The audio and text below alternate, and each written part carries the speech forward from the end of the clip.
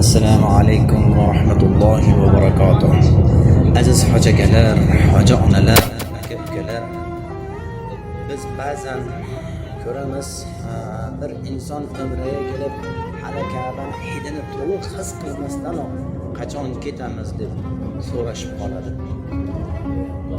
Uyda qolganlar ham ularni eng ulug' safarga ketganini unutib, qachon qaytarkanlar, nima qilib kutib olamiz deb har kuni so'raydi. Lekin bir o'ylab ko'ringlar, siz ota-onangizni dam olishga emas, Rasulullohni vatanlariga, Rasululloh sallallohu alayhi va sallamga salom berishga, Allohning baytini tavof qilishga umri bo'yi yig'ilib qolgan gunohlarini yuvish jo'natganingizni.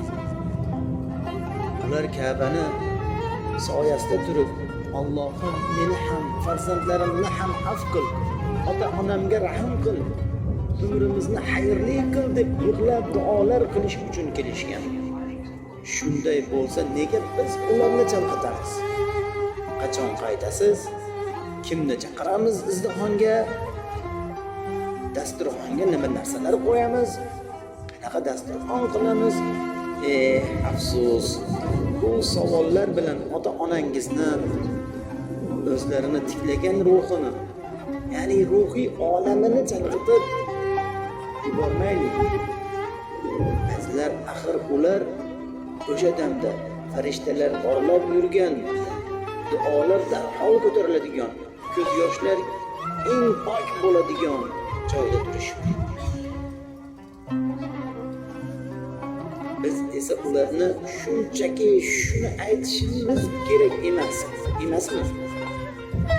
Ya'ni biz ularga shunchaki shunaqa bir otajon, onajon, xotirjam bo'ling, biz bu yo'lni hal qildik.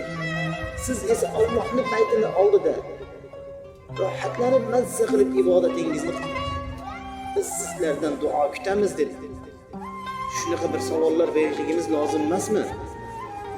Hojigalar, haqiqatdan biz shu daraja tez zerikib qoldikmi? Ka'baga qarab turgan ko'zlar qachon ketamiz deb so'rashi rostdan ham bizga yarashadimi? Hayotingizda bir marta berilar ruhiy titragan, ruhlaringiz titragan ne'mat.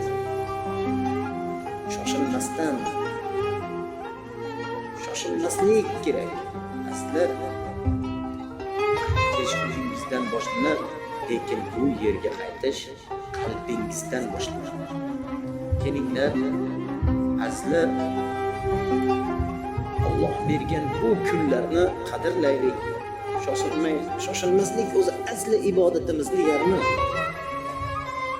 Shoshilmasdan xotirjam ibodat qilaylik. Asli ota-onamizni, aka-ukalarimizni, yoru birodarlarimizni qachon qaytasan, qachon kelasan, nima qilaylik deb boshini qotirmaylik.